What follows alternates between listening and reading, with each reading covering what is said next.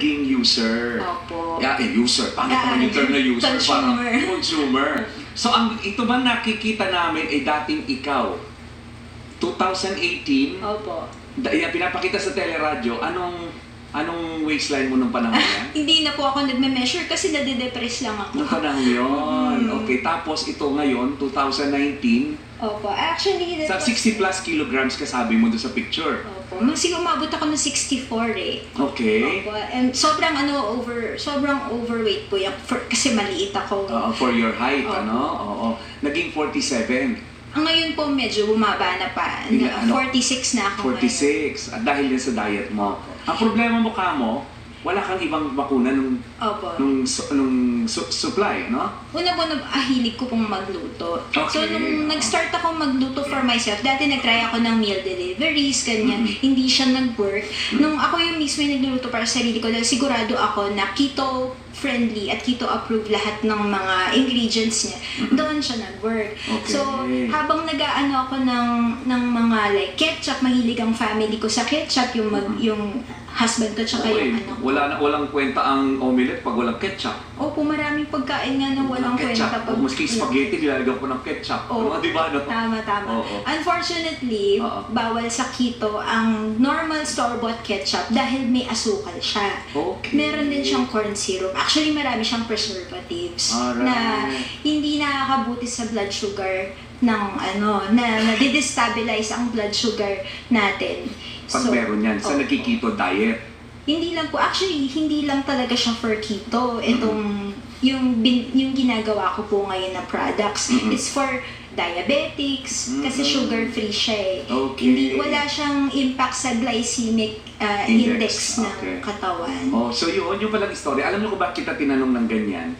Kasi, kadalasan, yung pangailangan natin, yun ang nagiging ina ng ating entrepreneurial idea, di ba? Ang ina po ng inyong idea ay ang inyong pangangailangan. Kagaya mo naging, ayoko ng user, ano ginagawa ko na? Naging consumer ka ng keto diet. Nasabi mo sa sarili mo, ay gusto ko to, pero saan ko kukunin? May kamahalan, hindi laging available, hindi ka sigurado, so gumawa ka ng sarili mo. Yes. Hindi yan, naging negosyo mo siya. Opo. Magkano pinuhunan mo nung pinasok mo to? At teka muna, nung pinag-aralan mo to, sa sarili mo lang muna, syempre. Syempre po. Ilang beses po ako nag-test at chinek ko po yung mga label ng mga existing ketchups ngayon and inisip ko kung paano ko siya i-keto-fy. Meaning, tatanggalin ko yung mga hindi keto-friendly elements sa ilang beses ako nag-try. So, kasama po yun sa budget ng negosyo, yung research and development. Of course, trial and error. Opo. Pero anong background mo before you did that? Currently po, I'm employed at ABS-CBN. Okay, so you're employed, ano? Opo. Akalain mo pasukin mo yan, ano? Pero marami talagang gumagamit yan ngayon. At syempre, sabi mo, hindi lang ngayong keto-fication ang purpose mo, hindi lang for keto... For health po. For health purposes. Actually, medyo may konting tabu sa pag sinabi naka-keto diet ka kasi marami po akong kakilala sa social media and online na mga kakito ko na hindi lang po for vanity ang keto, hindi lang pagpapayat. Connected talaga siya sa health. Okay. Kasi yung blood sugar natin, pag mabilis siyang umakyat, bumaba, ganyan, root yan ng chronic diseases eh. Yeah. Like, pero ito lang ang Radyo Negosyo po ay business show. Hindi po siya health show, ha? Kaya ayoko pong i-quote nyo kami na mamaya bigla nagkito-kituhan ka dyan, hindi mo naiintindihan, tapos masisi-sisi nyo kami. Ang hinahanap natin dito, pinasok niya tong negosyong to, bago na nga yung keto diet, tapos nag-introduce ka pa ng bago, medyo may risk, mataas ang risk noon, kasi maliit lang yung segment of the population na nandun sa merkadong yon. Hindi ka natakot doon? Actually po itong products ko, they're not really... Pwede siyang gamitin ng keto, nagkikito. Pwede rin siyang gamitin ng naglo-low carb. Yun ang gusto ko. Yun ang maganda po doon. Ika nga, pag nag-negosyo ka, meron kang primary target, meron kang secondary target. May tertiary target. May tertiary target ka pa? Anong tertiary Mga mo? diabetics. Diabetics. Kasi alam niyo po, marami pong pag-aaral, punta kayo sa social media to discover, ang sinisisi sa maraming sakit sa modernong panahon ay ang sugar. Yung tamis, lahat daw ng masarap delikado. Merong kakaiba. Di ba? Yun yun. Pakilala natin ang isa pa nating guest kasi may kinalaman din sa kainan ito. Kusina ni Hailey. Ba't kaya si Hailey? Magandang gabi kay Benjamin at Natalie. Benjamin Aris at Natalie Dayo. Hi, good evening. Good evening. po. Oy, duwet din sila sumagot. Ano ni Benjamin si Natalie? We're married. We're married. You're married. Oo, kasi Aris is a second name. Aris is my first name. Most people just call me Benji. It's easier to say. Okay, Benji, pero your family name is Dayo. Yes. Oo, kasi I suspected that. Kusina ni Hailey. Sino si Hailey? Ako po. Si Hailey. Yes. Lapit lang ha, pwede kayo magagawa para mas maganda. Si Hailey ay si Natalie. Opo, Natalie po. Okay, kusina nyo ito. Yes po. Literally po, kusina sa bahay. Okay. So, dun siya nag-start kasi. So, Okay. kusina As ni Hailey. paano naging negosyo ang kusina ni Hailey? Sige. Kasi po, naging concern ko rin po kasi yung health niya kasi nagkaroon po rin siya, tumataas din po yung blood sugar niya. Okay. And then nagkaroon siya ng mga konting like, high blood pressure, ganyan. So, naghanap din po ako ng way para medyo mapababa yung kanyang Ilang taon ka naging hypertensive? last I'd Benji? say I've been like that for about 4 years. 4 years. 4 years. Ang BP mo ranges from ano yung high and low? Highest recorded was at 150. 150. Okay, medyo mataas na yon. 140 kasi po, high blood ka na nun. Oo, pero 140, 150 nung ka naglalaro. Okay, at what age yan? Anong edad? When 45. when I turned 45, kasi Okay. it runs in my family. Alright, yun ang importante po ha. Kung ang pamilya ninyo ay high blood, aba malamang to. Ngayon, pumasok ka dito. Teka, anong ginagawa mo nung pumasok yung kusina ni Hailey sa pakikialam sa kalungsugan ni Benjamin? Kasi po napapansin ko rin na medyo nag-gain kami ng weight. Okay. So parang sabi ko, bakit ganon? We're trying naman na medyo mag-diet. Ibubulong ko ganyan. sa'yo dahilan. Pero masarap kasi May kumain. ibubulong ko sa'yo. Opo. Bubulong ko tayo lang nakakarinig. Opo, wala nakakarinig. Wala nakakarinig. Yes. Edad yan. Yes. Kasi bumabagal yung metabolismo natin. Ano ha? Opo. Anong alam mo dun sa larangang yun? Ano ba ginagawa mo before? College, psychology major po ako. Okay, so sciences somehow. Yeah, so Oo. medyo connected to sciences and we had zoology and biology and psychology. So, yun po. And then, pag every check-up niya kasi kasama ako. Okay. So, nagtatanong po ako, ano yung pwedeng ipakain sa kanya? Ganun mo siya kalap. Tsaka po, syempre, mahal ko siya, tsaka syempre. Tsaka syempre po, for myself din. Of course. So, oo. parang- So talagang ang terma ninyong dalawa is a business na nanggaling sa need. Opo. Sa need ng personal. Yes. Na nagkataon na realize mo sa sarili mo, teka lang, hindi lang ako may ganitong need. Opo. Marami pang iba. Sa kusina mo, ano ginawa mo? Pinakailaman mo yung kusina mo? Actually, ako na naman po nagluluto sa house. Okay. So, ang ginawa ko parang, kasi po before, nag-work din po ako. Aha. So, nag-work from home po ako and then we had some issues sa bahay. Electricity po namin, nagkaroon ng problema. So, I decided na hindi na po mag-work. Kasi Okay. parang, what else can I do? Ano pa po yung pwede kong gawin? Kusina yun. Opo. And since mahilig ako magluto, sabi ko, why not share? Kasi po, sanay po ako magluto ng big batches. Hindi Okay. po ako sanay na magluto ng for 2 people, for 3 people. Kasi ko, anong gagawin ko dun sa natitira? Oo. Minsan ang hirap pagluto ng maliit na portion. Mahirap po. Kasi, halimbawa, mag-steam ka ng isda, kung malaki yung isda, pangit namang i-steam mo yung galunggong na maliit, di ba? I-steam mo yung malalaking isda. Tapos dadalawa kayong kakain. Oo nga naman, nice idea. Tapos, Ganun po yung ginawa namin. So, sabi ko, anong gagawin natin dun sa natira? So sabi niya, may mga naghahanap din daw ng food. Sabi ko, sige, try natin kung papatok. And then we decided na magpa-taste test po. okay. Anong ginagawa ni Benji noon? You're working? Yes, I'm currently working. Oo. So parang ikaw yung guiding light na may ibang nangangailangan yan. Parang gano'n? Yeah, kasi in our office, it's common to have a concessionaire selling food. Oo nga. So I decided, well, there's always room for more. Okay. And then I said, and she likes to cook food, and it's something that we used to do before. In one of the call centers we used to work for, she would sell food, and Okay. at that time, she was doing well, but since we're both working, it's really Uh-huh. hard to do cooking and doing your job. Oo. Now that she's working at home and she just has to focus on the quality of the food and the Oo. menu, Yun na. yun na. Yun na. So nagkatalo na to. Wala kang ginagawa dyan. May ka magluto. Gawin mo yung ginagawa ng iba dito na nagpapadala ng mga pagkain. Opo. At the rest is history. The rest is history. Oo. So ngayon, ilan ang niluluto mong packs? Like, on a daily basis?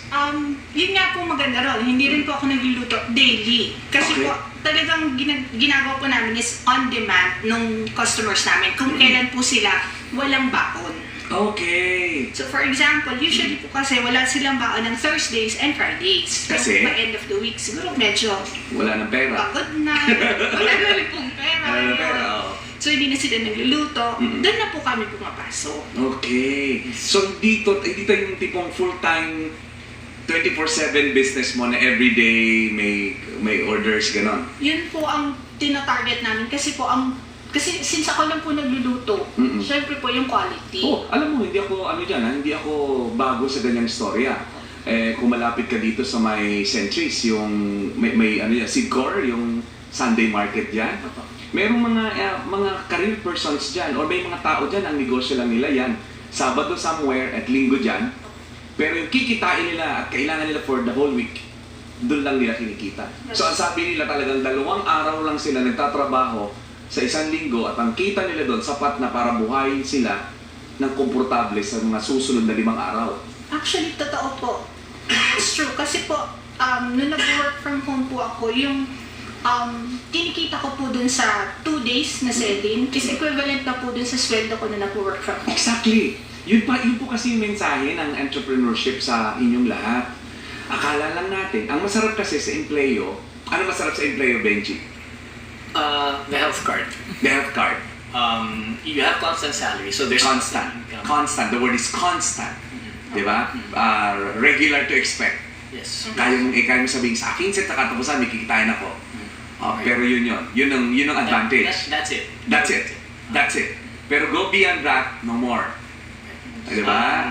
Tapos may risk din naman. Di ba? Mawala kang trabaho, magsaring kumpanya, ang dami rin risk. Pero ang advantage ng business, kung gusto mo araw-araw, di ba? Pwede. Kung ayaw mo, tinatamad ka, pwede. Di ba? Pero yun po, I think she can also say that it's true na kapag nasa food business ka, kahit 2 araw ka lang or 3 araw ka lang nagbibenta, the rest of the week nag-iisip ka naman kung ano yung gagawin. In effect, nagninegosyo ka rin, hindi ka nga lang kumikilos. Opo. Nagpaplano ka for the week. Di ba? Pero magandang i-explore yung idea ng yung pangangailangan mo, doon ka makakakita ng business model mo. May tinatawag po kasing business model. Ibig sabihin, pag sinabi business model, paano ka, anong produkto mo, sinong tinatarget mo, saan mo siya ibebenta, anong kailangan mo para madala mo sa kanila yung produkto mo, ano pang kailangan nila, ano mga dapat mong alagaan, mga ganun po. Yung tinatawag na business model.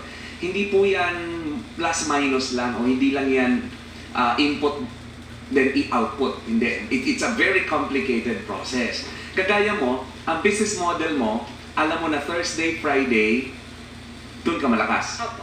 Okay, pues doon ka magko-concentrate. Exactly. Okay, ikaw naman ang business model mo, Mariami, is maraming pumapasok sa keto, need mo, pero marami ding diabetics, marami ring health conscious. Low carb. Low carbs, yun din ang pasok mo, di ba? So, ganun po mag-isip ng business model. Natatanungin mo sarili mo, paano ka gagalaw doon sa mga realidad na yan? Ilang concept na utal ako, no? Palibasa, ako po yung narinig nyo kanina, nung alas 6. Ako po yung, alas 5 pala, ako po yung narinig nyo, hindi po si G. Castaneda, yun na ako yun. At maraming salamat po, maraming feedback kanina na nakinig sa amin. Thank you very much kay Maricel Laksa, na maganda yung input ni Maricel. Kaya lang hindi ko na nabasa kanina. Anyway, nauutal tuloy ako ngayon. Ang ibig sabihin, ilang call centers itong hinahatiran mo ng pagkain? Pinafocus muna po namin sa office niya. Okay. Kasi po, kasi we always watch the show, Radyo Negosyo, and then narinig po namin sa isang episode na ang sabi niyo po is kung hindi niyo kayang mag-expand ng market base niyo, which is sa ibang offices, ganyan, mag-expand ka ng product line. Okay. So ito pala ay produkto ng radyo negosyo. Ay tama! Ikaw, naku talaga, ikaw nga pala yun. So, ikaw yung nagkwento niyan. So, kaya ka nagnegosyo because of that stimulus na natutunan sa Radneg, no? Ang advice sa inyo noon, kung hindi mo kayang Kung hindi mo pa po kayang mag-expand ng customer base mo, meaning from one office, gagawin mo mas marami, mag-expand ka ng product line mo. oo, doon sa same Sa office. same office. Oo. Kasi po, doon ka makakakuha ng iba pang customer. And ang target po namin is not the quantity ng customer. Oo. Pero ang gusto po namin is yung repeat customers. Correct. Ang tawag doon guerrilla. Yan yung guerrilla marketing. Ang ibig sabihin nun, ang guerrilla kasi, di ba ang guerrilla, papaligiran ka niya. Yun eh. Poprotektahan niya. Ang guerrilla po, pag umatake yan sa gera, papalibutan ka niyan. Tapos titirahin ka niyan mula sa labas, papasok sa loob. In other words, yun ang ginawa mo. Maliit man itong merkado mo, isang call center. Pero pinaligiran mo sila at kung maaari lahat ng kakainin nila sa iyong manggagaling pag Huwebes at Biyernes. Yes po. Tama? Yes. Yun po yun. And a very, very unique style din ng pagnegosyo kasi ang danger kung kumuha ka ng marami, baka mapabayaan mo siya. That's true. Oo. So inilagaan mo yung sarili mong market. Opo. Yan. Kasi mas, sa lahat po ng naging work namin, yun ang tinuro sa amin eh. Mm-mm. Customer retention. Dahil po, Correct. may customers na hindi magre-reklamo, Mm-mm. pero aalis. Hindi na bibili. Oo. May customers na mas malakas pa yung sobrang lakas ng bibig Mm-mm. na talagang social media, especially now, di ba? Mm-mm. Social media, sasabihin nila ganito yung nangyari. Mm-mm. And then there are customers naman po na hindi magsasalita pero happy sa product mo. Oo. And then the next thing you know is every week may maghahanap sa'yo, oy, ba't hindi ka nagtinda? Oy, ba't wala kang ganon? Okay. That's good. Nice story, no? Ikaw naman, how do you repeat daw eh? Repeat. Sa'yo, ano namang strategy mo? For repeat customer. Repeat customer. Syempre, the customer is always first Mm-mm. para sa akin. Okay. Syempre, yung quality po ng Mhm. product. Dapat, Yun ang babalikan. opo. It all begins with the product po talaga.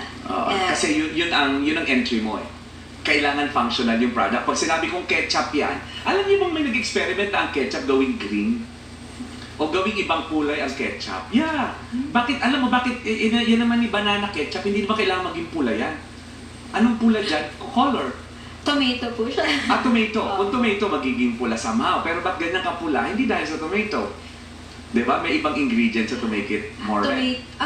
Natural po lahat. Natural lahat. Oo, talaga naman. Ano. Pero yung ketchup, yung banana, hindi siya dapat maging pula. Kaya nung experiment yan, iniisip ng tao talaga, kailangan pula ang ketchup. So may functionality. Yan ba pag tinikman ko, lasang ketchup talaga? Yes po. Talagang With confidence. With confidence. Ako sana pala, may utang ako sa'yo. Alam mo, birthday mo nga pala, happy birthday. Hindi kita nag-greet. Dapat ngayon mag-blow out ako for you. Kaya lang alam mo na tumambling ako no, pagbalik next week ha? Hindi, next. Next tayo, oo. Anyway, so yung ketchup na yan, pag may dala kaming hotdog dito, pagkain namin, ketchup talaga yan. Eh yung isa, ano naman yun? Ito po Coco Aminos. Ito yung bago naming Ano yung product. Coco Aminos? Toyo substitute po.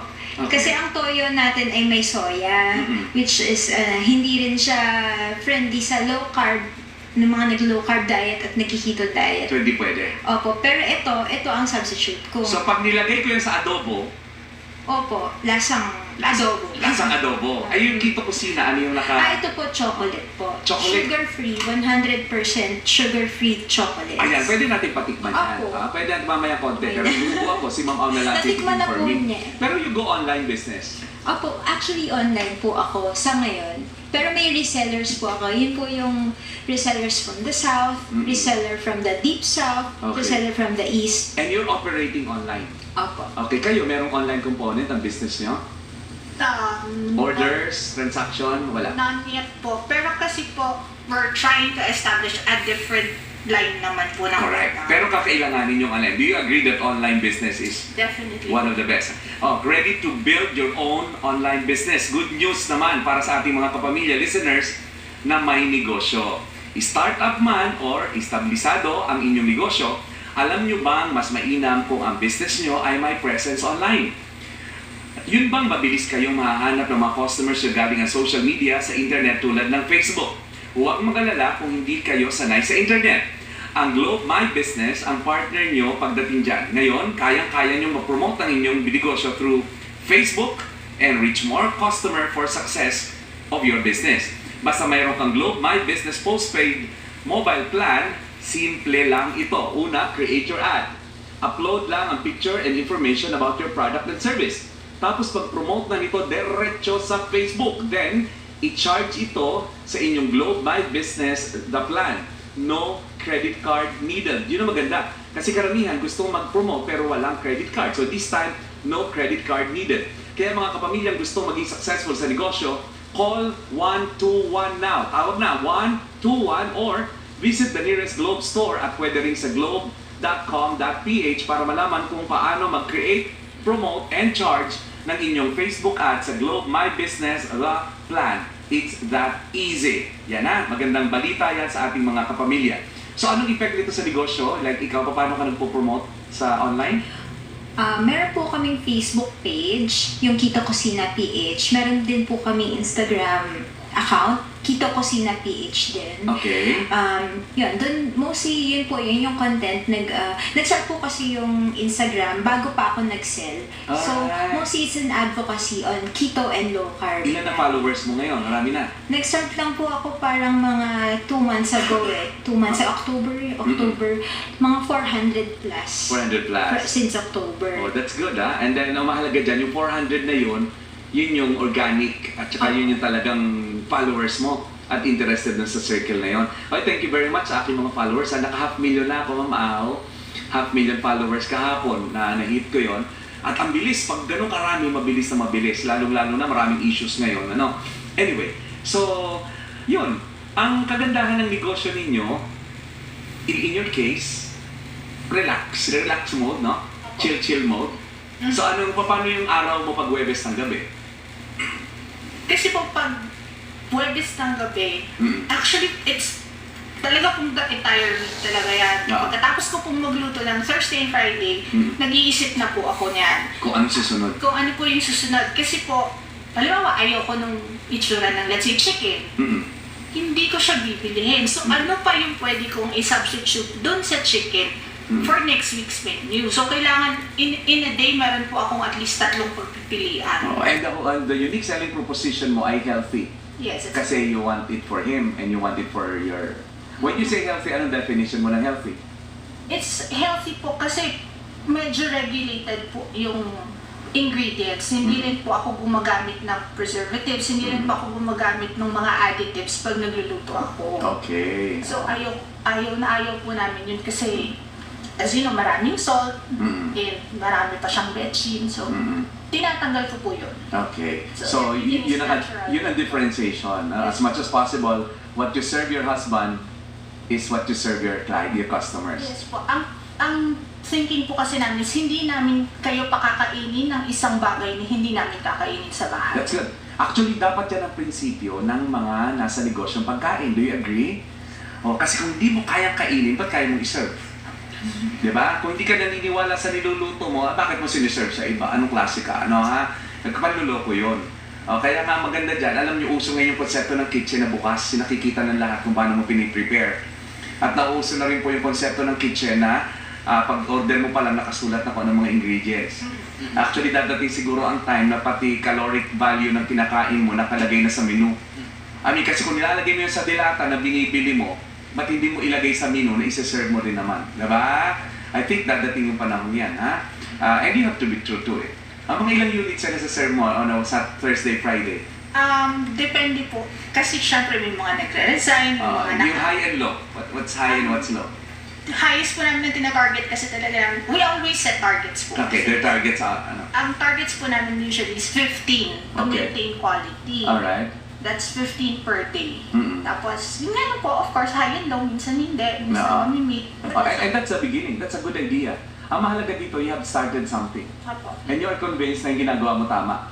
Apo. At ikaw ay totoo dun sa sinasabi ng radyo negosyo na think big, start small, keep simple. Apo. Did you start big, small? Small po. Magkano puhunan mo when you started yung ketchup and coco? Siguro po, Coco Aminos. Coco Nag-start po Aminos. ako sa Chocolate. Chocolate. Yung R&D, yung kasama na po yung research and development, mga 10,000. 10,000. That's it. 5,000 and she has a brand. What if itong brand niya to, biglang tumawag ngayon sa'yo ang isang malaking distributor shop. Biglang tumawag sa'yo after Radyo Negosyo, sabihin, order kami. Or may nakakita sa'yo. Yun, hindi mo masasabi eh. Hindi mo alam yung swerte. Kung swerte ka, kung handa ka, at dumating yung oportunidad. Yun lang yun. Ikaw, you're experimenting on 15, maybe 20, maybe 30. But who knows? Diba? Nagustuhan mo, sabi mo, okay, I'm ready for the next call center. And ready to go Monday to Friday. O, di magugulat ka na lang. Ano? O, sige, anong telephone number ni Mariami? cellphone number po 0915-989-6965. Ulitin mo po yun? 0915-989-6965. Okay, tingnan niyo po, lalong-lalo na yung diabetic, yung ayaw sa carbs, okay, or Yung, nasa keto. Yung FB Facebook page po na sige. Keto Kusina PH. Keto Kusina PH. And Instagram account Keto Kusina PH. Alright, so maganda po yan ha. At kayo naman, would you like to promote anything? Kasi nandun lang naman kayo sa call center. Or what is your message? What's the best lesson of Radyo Negosyo sa'yo, Natalie? The best lesson is to jump in. Kapag may idea ka, alam mong sa tingin mo papatok, huwag ka nang maghintay. Jump in. And then, like what you said po, start small. Start mo. And then from there, tingnan mo kung saan ka dadalahin. Yeah. And don't be afraid of failing, because if you fail, it's okay. Yeah. For as long as it's not fatal, it will make you strong. And take every opportunity to try something new. So Yes. in line with that, my wife made this for you. Okay, thank you. Because we would like to know who else would like this. This Okay. is her first recipe sa sandwiches namin. Ano yan? Tuna pesto po. Tuna pesto. Yan Okay. po yung nag-start sa amin na wala po pong 500. Really? Yung puhunan namin. Tuna pesto. Yes. Okay, I'll try it ha. And tatry namin ni Miss Au. At bibigyan kita ng feedback about it. And thank you very much for being, being the reason why we have Radyo Negosyo. People like you, mga taong kagaya nyo na hindi lang nakikinig dahil hindi naman ako nagpapatawa, hindi naman ako nagkikwento kutsero dito. No? Ako po'y nagbibigay sa inyo ng mga patutuo na buhay, yung pag-asa sa taong nangangarap. No? At sa taong gustong sumubok, mayroon laging paraan. Diba? Dahil sabi natin, kung gusto may paraan. Pero kung ayaw may dahilan. Choice nyo yun. Ano meron ka, paraan o dahilan, nako, kumuha lang kayo sa istorya ni Miriami at saka ni Natalie Dayo at ni Benjamin Aris. At marami pa pong kagaya nila na nakikinig sa Radyo Negosyo, na nakikinabang, ikaw na ba ang susunod? Nako, magbabalik po ang Radyo Negosyo at meron pa tayong ibang bisita na may kinalaman pa rin sa Pasko. May kinalaman ba to sa Pasko? Palagay ko. Magbabalik po ang Radyo Negosyo.